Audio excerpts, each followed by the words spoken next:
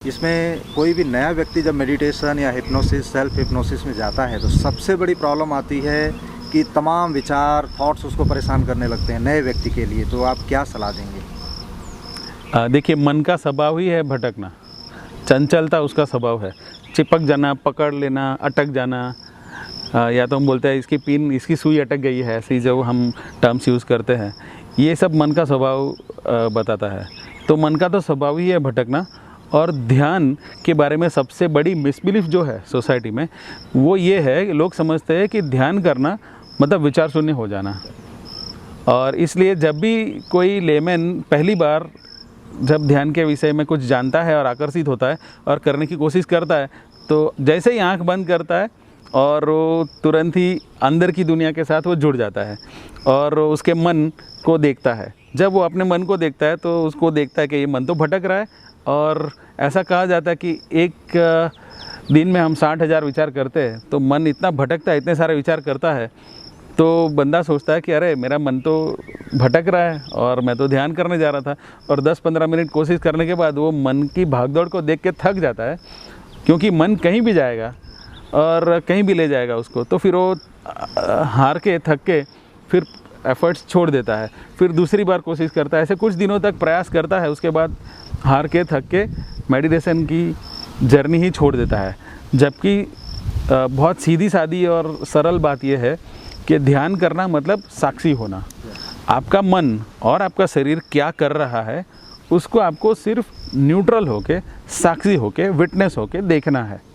मन क्या कर रहा है, मतलब मन अगर भटक रहा है तो मन को भटकने देना है, उसको रोकना नहीं है, टोकना नहीं है, उसके साथ कुछ नहीं करना है, सिर्फ उसको देखते रहना है। साक्षी मतलब मन के साथ जुड़ना नहीं है। जैसे हम अभी जाग रहे हैं, अभी हमारा दिमाग ऐसे काम करता है कि अगर मन कोई विचार कर रहा है तो एक के साथ दूसरा विचार बंधा चला आएगा, दूसरे में से तीसरा आएगा और हमारा मन उसके साथ खींचा चला जाता है और हम पता नहीं कहाँ से कहाँ पहुँच जाता है 2 मिनट में।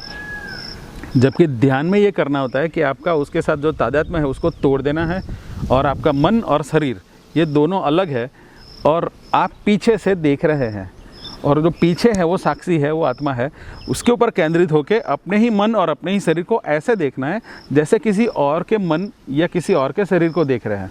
मतलब शरीर जो करता है करने दे, मन जो भी करता है करने दे। शरीर में अगर खुजली आती है, मच्छर या मक्खी बैठती है, पसीने की बूंद आती है तो खुजली आती है, ऐसा कुछ होता है तो आपका ध्यान वहाँ डाइवर्ट होता है।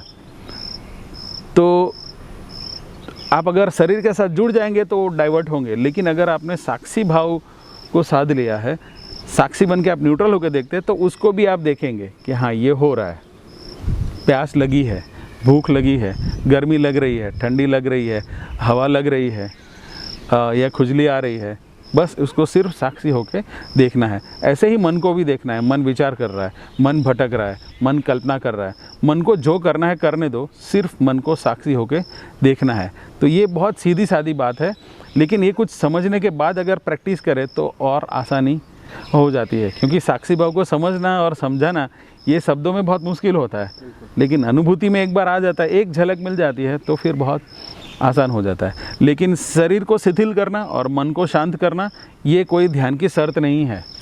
जैसे गरबा खेलते खेलते और भजन कीर्तन करते करते लोग नाचते गाते ध्यान में ही पहुंच जाते हैं, तो शरीर पूरा गति में होता है, लेकिन मन की अवस्था को उससे कोई लेना देना नहीं है।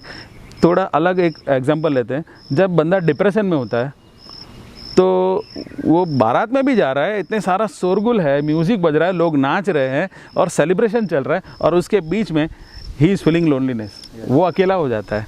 वो उसके अपने आप को जोड़ नहीं सकता वो सेलिब्रेशन के साथ, क्योंकि उसके अंदर एक विषाद है, वो डिप्रेसिव स्टेट ऑफ माइंड है, तो वो सबके साथ जुड़ नहीं पाता है। तो जैसे वो नेगेटिव इमोशंस में डिस्कनेक्ट होता है, ऐसे यहाँ पॉजिटिवली या तो न्यूट्रल रह के आपको डिस्कनेक्ट होना है अपने ही मन और अपने ही शरीर के साथ और बाहर की दुनिया के साथ। यानी महत्वपूर्ण है साक्षी भाव। साक्षी भाव कि हम जो है जैसा भी है उसको होने दें और अपना ध्यान केंद्रित करें। हाँ। अपने श्वास पे।